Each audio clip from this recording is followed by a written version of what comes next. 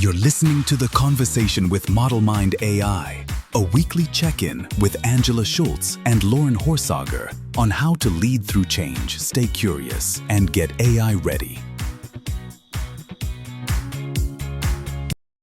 Welcome to The Conversation, a podcast from Model Mind AI about how artificial intelligence is reshaping the way we work, lead, and think.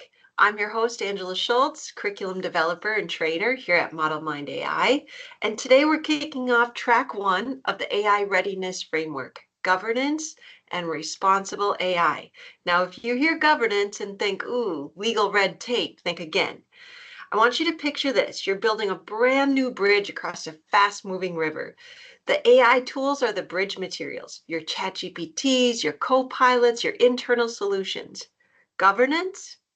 That's the blueprint, the structural integrity checks, the guardrails. Without it, you might build fast, but you won't build safe. So as we explore governance today, I want you to think about building your bridge on purpose. And not just hoping it'll hold together on your own. Think about your employees and how clear they are on how AI tools should be used. Also, your customers. Does it align with your values? Is your governance ready to evolve as AI evolves? So here at Model Mind, we're here to help leaders put governance in place that's simple, actionable, and aligned with your business, not just a compliance exercise. So joining me here again today is Model Mind CEO, Loren Horsager. Welcome, Loren. Thanks, Angela. It's great to be here. I'm excited to talk more about governance today. I think it's all the rage right now, but it's also something that not very many companies get right yet. So I think this will be great conversation. Fantastic. Well, to kick us off today, I want to start with a little game I call Two Truths and a Lie. And I'm curious what your take is on some of our answers here. So, are you ready? Here they are. I'm going to say 3 statements, and I want you to determine which one is a lie. First up, your team is using AI tools right now, even if you haven't officially rolled anything out yet. Number 2, your team needs a massive legal team to manage AI governance well. And number 3, good governance can actually accelerate innovation, not slow it down. Any guesses as to which one is the lie? Well, I'm going to tell you that I know I was at a session yesterday and talking to people about if they're using AI and if what their company policy is. And every person's using it that I talked to, and a lot of them didn't have a company policy. So I'm thinking that one is not the correct one. Do you need a massive legal team? We don't recommend that actually. If you have access to that, fantastic, but you do not need that. So I'm guessing it's number 2, and I absolutely agree with number 3 that it helps accelerate innovation, mostly by like your policy. The goal is not to limit what's possible; it's to limit your risk, right? So we're all about managing risk with this. So I'm going to say number 2. Yes, you are correct. Number 2 is the lie. You don't need a massive legal team, but with the right mindset and tools, I think it's more about starting the conversation and bringing everybody to the table to start the process. Yeah, I agree with that 100%. It's about having that conversation and then sharing that, because if your team doesn't know what your expectations are or how you're going to approach this, I think that's a challenge. The one other thing I'll say is we see a lot of employees who they want to know what your organization's doing around AI, and this is a great way to start that process and do it proactively. So I think just sitting down and thinking through these policies helps not just define this from like a legalese structure, but from a goal of how you're going forward as an organization and communicating that with everybody. Yeah, I love how you say as an organization and not just an AI governance committee or team. I really think bringing everyone together is where you get the acceleration and not the slowdown. And well, I think one of the interesting things we see is it's not AI is not really a leadership down kind of solution. What we see is, okay, leadership might make a decision that you want to train up your teams and provide some AI tools, but once that happens, it's your workers who are figuring out how to leverage AI to solve problems, and they're coming up with ideas and solutions leveraging that. So it definitely does matter that this is not a team that goes off and does something and nobody ever hears about it, right? This is all about making sure it's shared so that everybody knows how are we going to approach this? Where do we need to have roadblocks set up and get approvals for different things? That's really the goal here. And ultimately, it's about how do you help use this to manage your risk, but also how do you define the parameters so your team knows where they can go and actually get deeper into the opportunities that AI provides. So that's really like there's a big upside to this. It's not just another legal thing that you should be thinking about for risk management. Would you say there's a right way or a wrong way to do this, or do you see companies? Do you have examples of companies who are doing this right or doing this wrong? Uh, I that's a good question. I wouldn't say there's necessarily a wrong way, because if you're doing it, you're thinking about it, and if you're thinking about it, that's like the number one most important part of this. Mhm. Now, are there better ways to do it? Probably. In my mind, I think number one, you need to do this. Number two, you need to repeat the process because we don't live in a static world. So all of our AIs are changing, our tools are changing, which is actually a much bigger risk than the AIs are at this point. And so all these things are changing. So you have to have this process to reevaluate, but more importantly, you have to have this process to communicate so everyone in your organization understands. And so that would be my one thing that people potentially get wrong is they're not really communicating this and they're not communicating it in a way that says in clear language about what the expectations are. When I go talk to a company and everybody in the company says, yeah, we're using AI and there's no policy, like the company hasn't rolled out AI, what's happening with your data? Do you know, what are the risks associated with that? I was speaking at an event a while back, and I think every training you do, every speaking event I do, we always say, one of the critical things is if you're not paying for it, you don't own it, and that's a pretty good assumption. That's not exactly 100% right, but it's a pretty good assumption. So this was a company that was using ChatGPT across the company and they weren't paying for it. So their employees each had personal accounts. Well, the problem with that is you can go turn off like using your data for training and stuff, but they were putting confidential client information into ChatGPT, not realizing. And so this guy, I'm like, if you're not doing this right now, you should leave right now. And this guy stood up. And I'm like, are you already bored of me talking? And he's like, no, you told me I should leave if I do. And he explained, I'm like, you need to leave right now and go fix this because it's a massive issue. So, but part of this is just there's such a gap in understanding. So hopefully, some of these things that come up, like what AI models are you going to use and what are you going to have your teams use? We usually see that there's a lot of variability in this, and um, it's not even fully settled, right? So let's just take an example. You teach ChatGPT and Copilot, and as we think about organizations, we have a lot of organizations that are Microsoft based, and they put like IT generally wants to implement Copilot because they have a lot of enterprise controls around that, right? Now that's fantastic. Copilot hasn't until quite recently been quite up to the same performance we feel. So we have a lot of companies that were allowing ChatGPT for their marketing team, as an example, but only for their marketing team, and everybody else got Copilot. Well, that's fantastic, but you need to manage those differently, and you need to know when that changes. Some of the changes that happened recently with Copilot, we would probably not recommend that solution anymore, but it still happens that we're working with a client that we're trying to use Copilot to solve a problem, and it couldn't do it. So for this particular solution, we needed a process around their policies that say, hey, when there's something that's outside of this, because things are changing so fast, you have to have some variability. Um, what is our process to review this and understand what is our risk? What are we willing to deal with? What kind of data is going into this? How is that data going to be used? Who's storing that data? All of those kind of questions. So that's really our goal out of this. Is it's more of setting ground rules, but then setting a framework for how to think about this going forward. And then part of that framework is the communication. So your employees know what those expectations are, and they know that there's opportunity. If an opportunity exists to solve a bigger problem, you can go back and reevaluate that with the right tool. And maybe you do it, maybe you don't, but there's a process on how to think about that.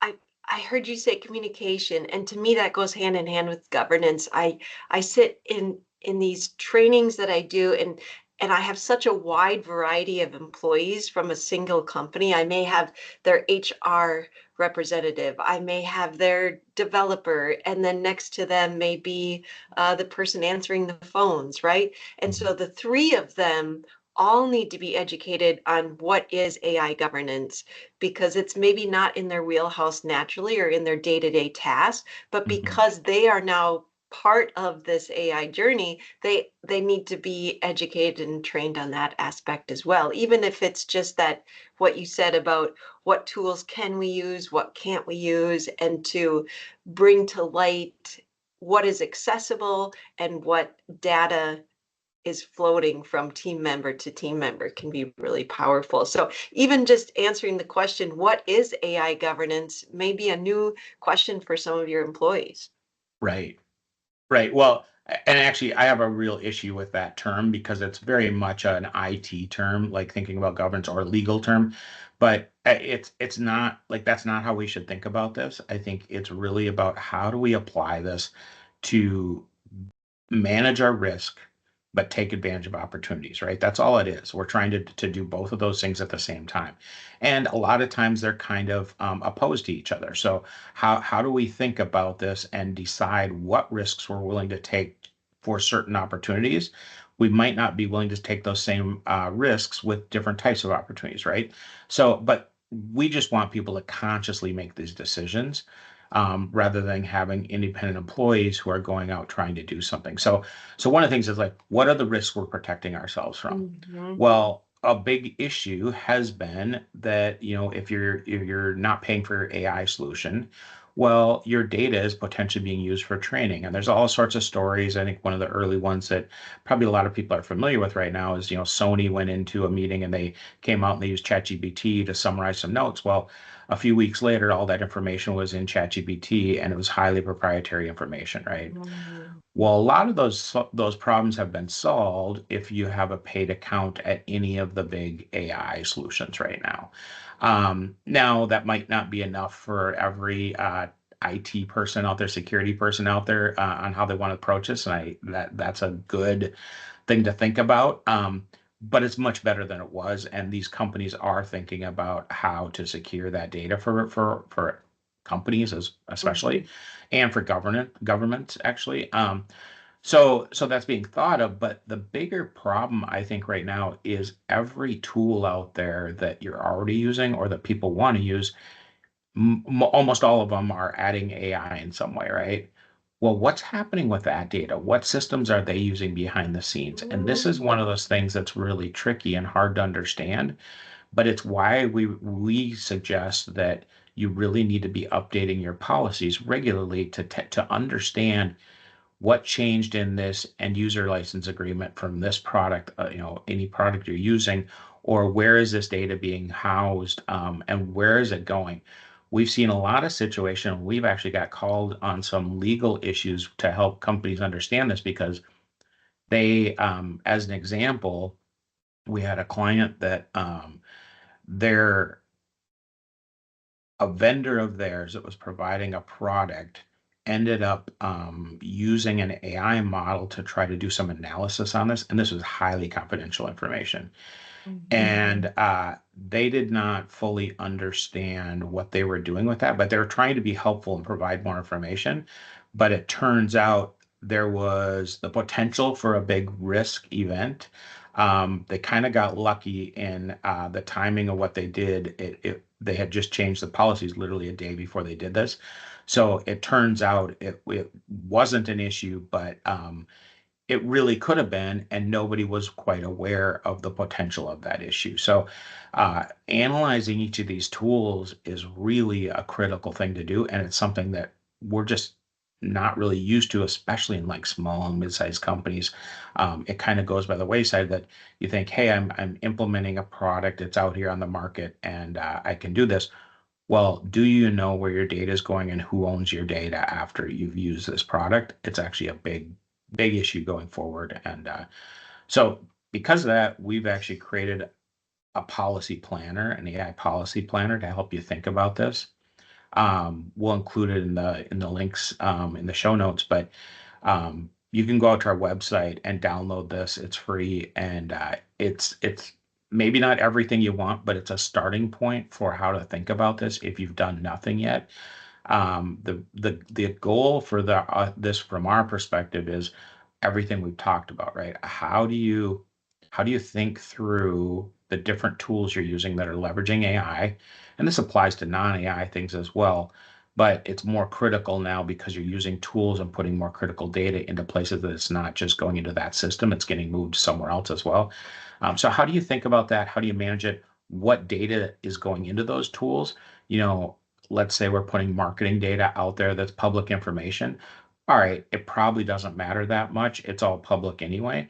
But if we're putting proprietary or customer data or personal information, things like that, like what is the risk of our data? So part of it is defining our data and understanding the risks associated with that, but then mapping that out for every product we're using and making sure that we understand. And then when are we going to review this again, setting a time frame for that.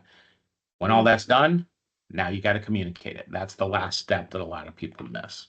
Right. Especially, I heard you say review because it is constantly changing. So not only starting the conversation, but keeping the conversation going. And I think too, one thing I see in my trainings, and I almost hesitate to say this, but it's good to know. It's better to know than to hide from it. Is a lot of the employees in my trainings are using all kinds of AI tools, Mhm. kind of unbeknownst to their company. Right. Whether or not there's a certain connotation around it, or they just haven't given them permission. And so they're holding back the fact that they're using this in the workplace already. So I think that's kind of twofold here. One, the tools that you are given permission to use Yeah. need to be part of your governance conversation, but also by asking these questions, you may find that people are already ahead of the game and willing to bring some of that information to your company. They're just not screaming it from the rooftops yet, until they have permission, or there's transparency within the company that this is happening. I like how you say ahead of the game. I think that would be different people's perspective. If you talk to the director of security, they're probably not ahead, Yeah, they're behind the game. But sure, sure. it's just the case of like understanding that is critical. And so this is, I think, we've kind of been in this Wild West mode, and I think Mm. a lot of organizations are starting to become a little bit more deliberate how they're going to approach this. But part of it is to reach out to your whole all your team and what have you been using? What do you want to still use? Well, it's not that we don't want you to use that. We want to go through and do a review on it, right? So it's not about beating people up. It's about, hey, how can we figure out? You're figuring out the right solutions that we need for our organization. Let's talk this through and make sure it is the right solution and it's secure and it's going to do what we need to do, right? So I think that's the point of this. The point is not to say, we're going to shut everything off and limit everything. And, if we say no, you can't use it. It's more like, hey, we want to look for opportunities because things are changing so fast. We want people out there thinking about opportunities to solve problems, bring them to us, and then let's go through this process to actually evaluate and make a decision. Now, there's also a cost evaluation, other things that go into that, because I think there's a lot of tools that we don't really need nowadays where the AI can act as a whole lot of tools by itself. But there's a lot of Mhm. cases where we want a tool to do a specific job or process, and it is the right solution. but it should go through this AI policy process to figure out how we're going to manage that, what data is going into that, who's going to have access to it, as well as cost components.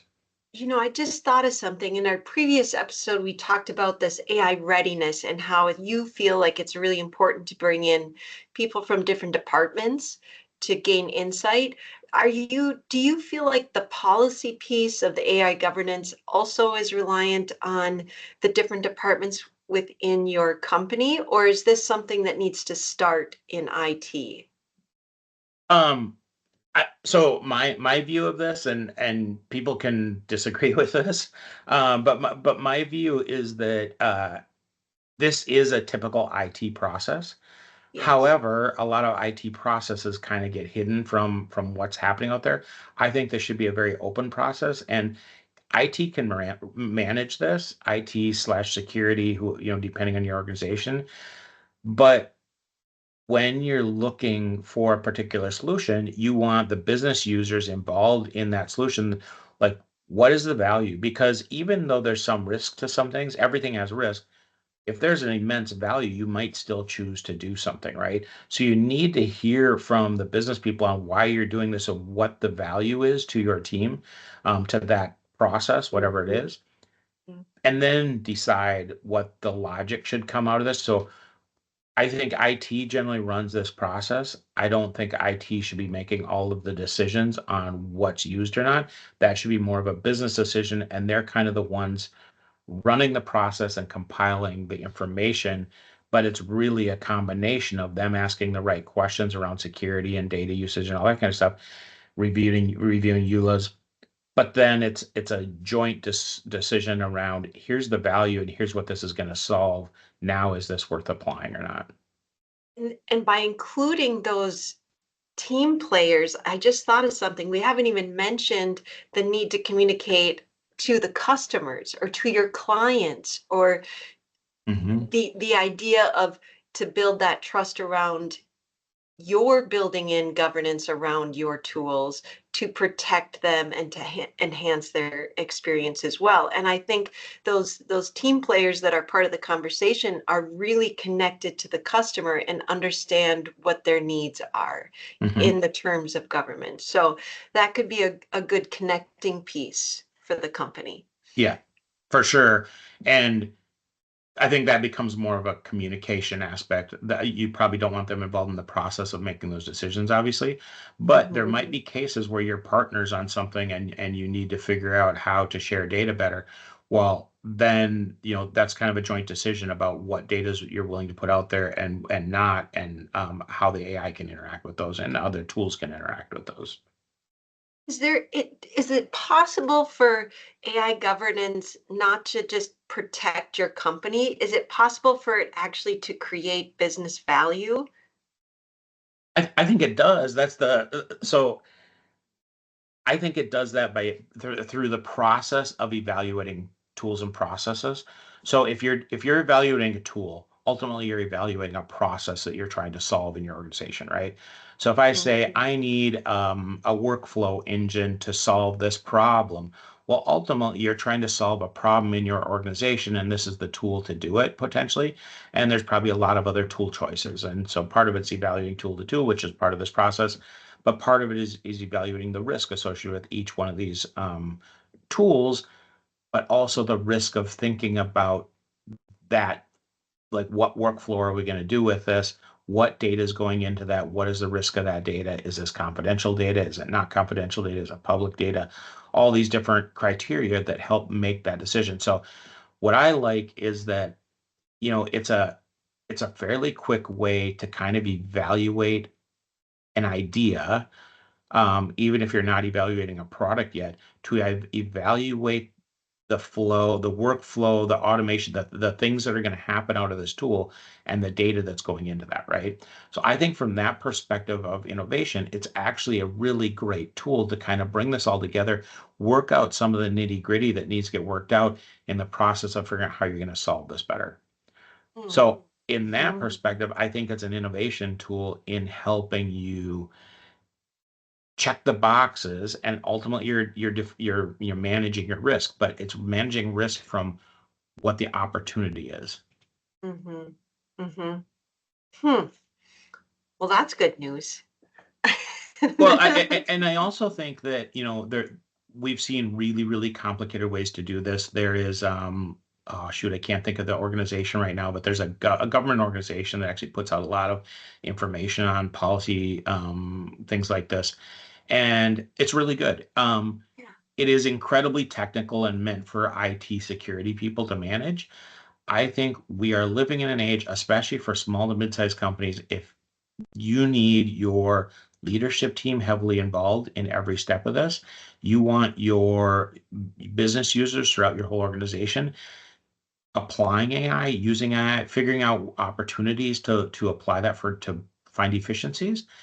And so you need a tool, you need certain tasks solved out of that to understand your data, your risk, and ownership and risk in that, where your data is going.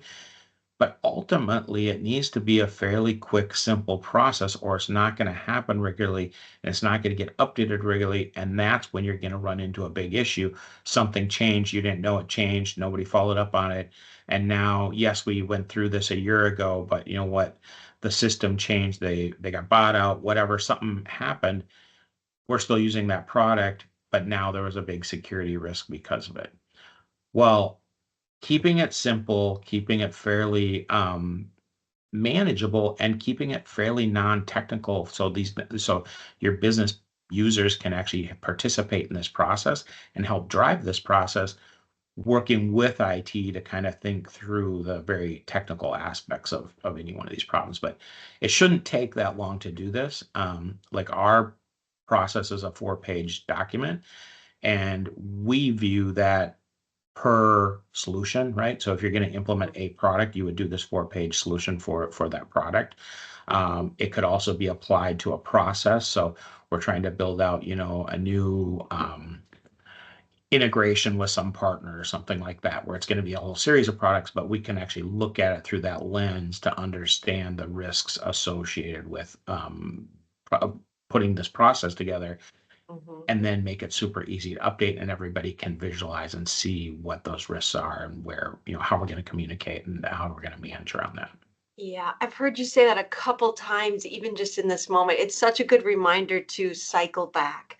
And hopefully, those conversations will get easier and more efficient each time you cycle back.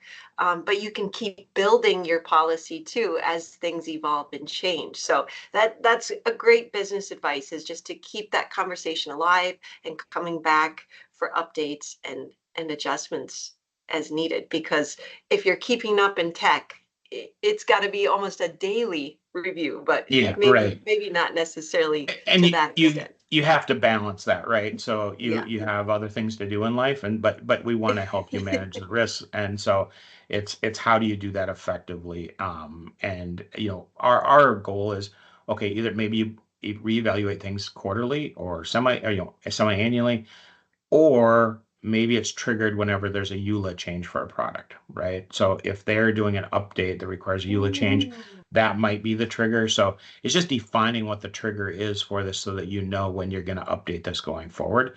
yeah. You can't, things are changing every day. You can't do it every day, obviously.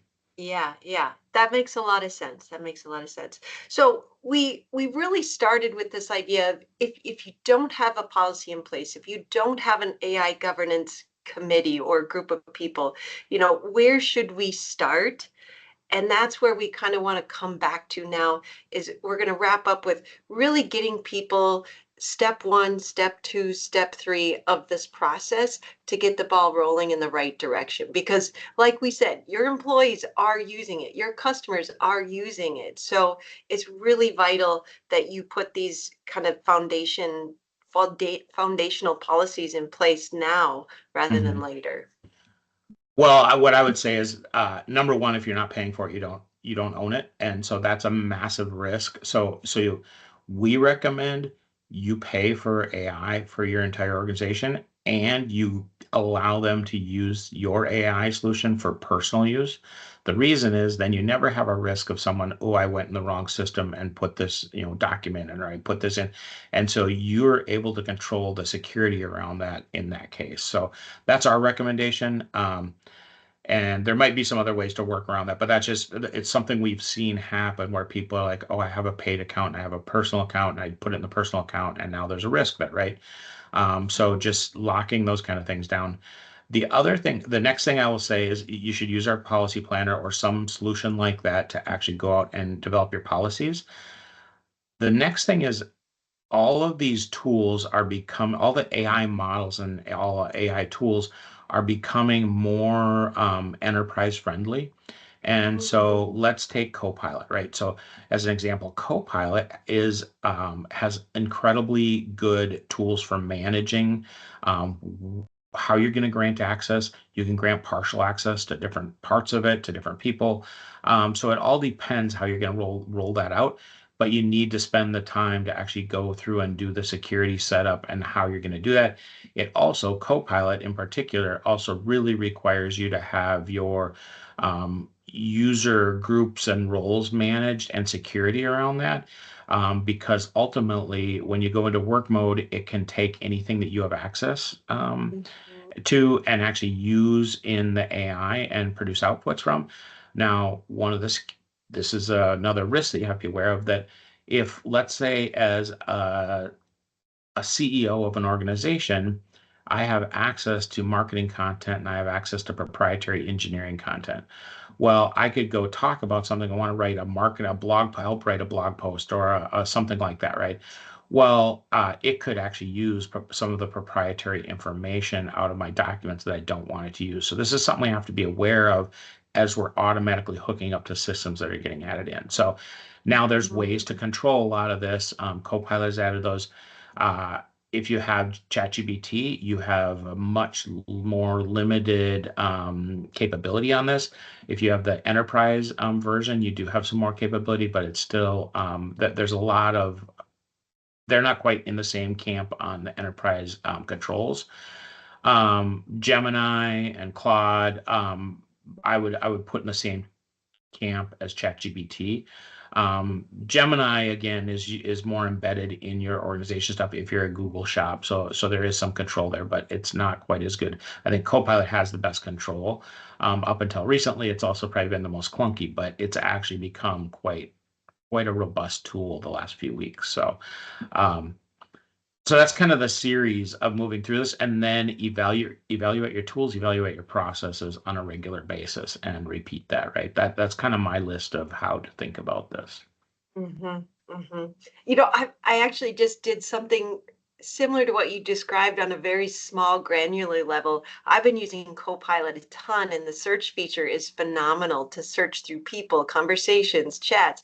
But I've had to go in and clean up some of my own files that were older, and I no longer use that curriculum, or the technology had changed. So I needed to kind of clean up house a little bit so that I could actually use the AI to help me and not to just kind of muddy the waters with old and new information. So I've been trying to do my own little governance in Copilot as well. I think that's a real issue. I'm curious. I don't know what the solution is other than to do what you just did, because like for this week I was in Florida and I needed a flyer for a program and I just wanted to create something quick. And 6 months ago we renamed a bunch of our courses. And it used all the old names. I'm like, all right, how do I do this? I have to go clean up my content as well so that it picks up the new names. Yeah, it can slow you down. That's for sure. That's for sure. Well, thank you so much for all that insight. I mean, you are the perfect person to ask this question in track 1 about governance and AI. I'm a user of AI, but I don't always know what's behind the curtain. So it helps me feel more confident in my workflow, and knowing that I can openly to have a conversation with everybody at Model Mind about what we're doing and how we're kind of making sure that we're on solid ground as well. So much appreciated for all your insights. I just want to wrap up with a few questions. We would love to hear from anybody, especially through this governance journey. So if you have any questions, feel free to send them our way. We would love to continue the conversation. But today we're going to answer just a few questions that have already come in from business leaders that we're working with. And they may be questions that you have as well. So the first question is, where should we start if we've never done anything around AI governance yet? And before you answer, Lauren, I want to take this one because Perfect. I'm going to put a pin in it. This is a great question, and it's something that I hear in class a lot. So I've actually designed the prompt of the week to answer this question. So I'm going to keep you in suspense, but I will answer that question with the prompt of the week. So let's jump right to number 2. How do we managing AI risks without slowing down our teams? And I think we already talked about this, but the management process, this is probably the one thing I've seen companies actually do poorly sometimes, is they've overcomplicated it, or traditionally AI, like they have a lot of security personnel that are slowing things down. Um, That's not necessarily bad, but I think we want to keep this a pretty fluid process that gets updated regularly. And it's more important to keep talking about it regularly and keep sharing than it is to keep limiting things. So we definitely have to limit access and do that, but we have to make sure that we're moving forward because we're finding ideas that can honestly completely change how we do business and radically change the efficiencies we have to be open to that and aware of that, and balance it. The one other thing I'll say here is that it requires a variety of people in your organization to participate in this process. So it can't be all IT. It really should be some leadership. It should be some of your core team people across your organization that are probably seeing some of the critical things that are happening in the organization and can provide feedback on that, because they can then help you quickly evaluate that this is such a powerful solution.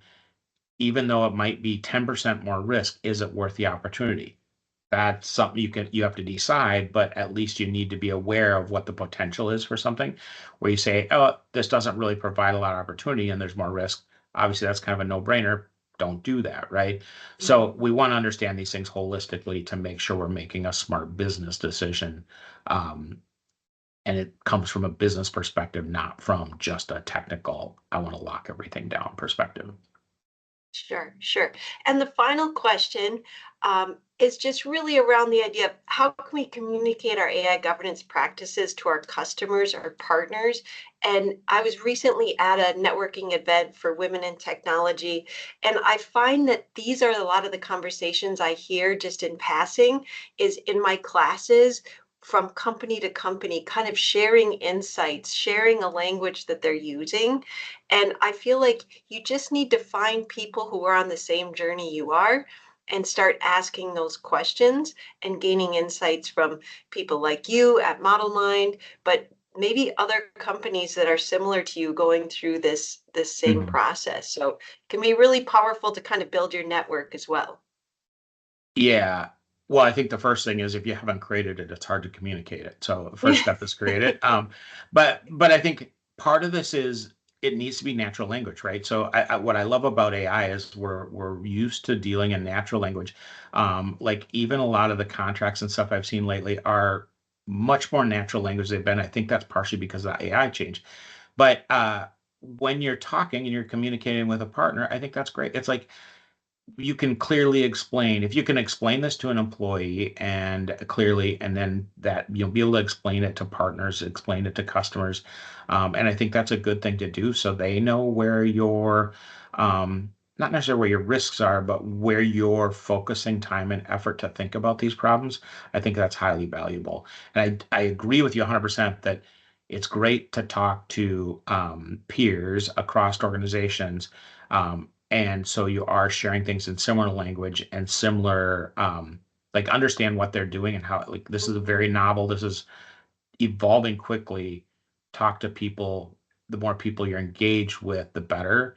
Um, One of the ways we do that through our coaching program, doing weekly meetings with teams to actually share across companies, in roundtables, because I think that's actually critical to thinking how you're going to implement things and getting your AI team building things, but understanding what others are building and how to think that applies to your organization. So uh, I'm Yeah, a big fan of sharing regardless. So I think that's a yeah. great approach.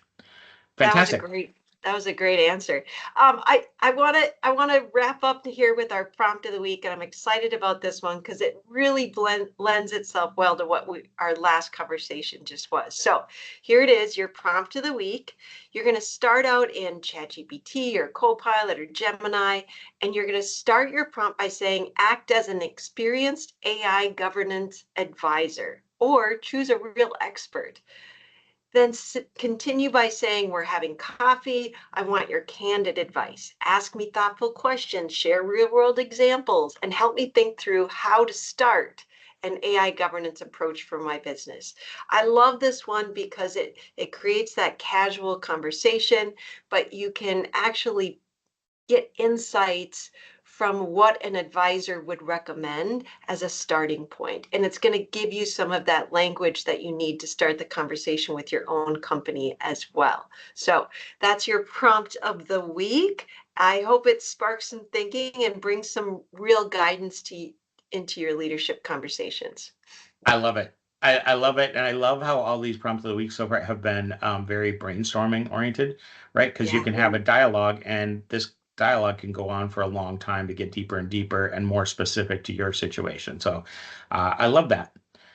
Well, this has been fun. Before we close, a couple action items for today. If you are interested in getting deeper into, this is track 1 of our assessment process, basically the tracks we come out of, and we have 6 of them. We're going to be talking about them over the next sessions. If you would like to go through our assessment, we will have a link in the show notes to do that once it's live on our site, which hopefully is in the next few days. And the other thing that is live right now and is ready to go is our AI policy planner. And if you click through on that, there's a little web page that explains it a little bit. And then you can download that. It's a 4-page document. I think it's still a 4-page document that basically allows you to go through and plan out a policy, right? So this is for one tool or one process at a time. So we'd strongly recommend that you go out and download that and start to use that. I think there's going to be lots of changes. People are going to want to evolve that as well. Feel free to do that, but it's a starting point to kind of get you thinking about how to start managing and thinking about applying this. And again, it goes back to what we've talked about a lot. This session is, it's meant to be fairly easy and fairly quick to do so that you can really leverage this to get forward momentum. And that's ultimately what we're trying to help people do. So, but manage your security. So download those 2 tools and take advantage of them. And then follow up with us if you have questions. We would love to hear from you. And I'll hand it back to you, Angela. Wonderful. Well, thank you so much for all your insights this week, Loren. Much appreciated. So next week, we'll be exploring track 2 of AI Readiness Framework, which is focused on the people and the training required to really bring this to fruition. So we'll talk about how leading companies are equipping their teams to use AI confidently and responsibly, as we learned today, and why this is one of the most important investments you can make. So thanks again for listening to the conversation. I'm Angela Schultz, and we'll see you next time. Thank you. Thanks for being part of the conversation with Model Mind AI. Until next time, keep leading, keep learning, and stay curious.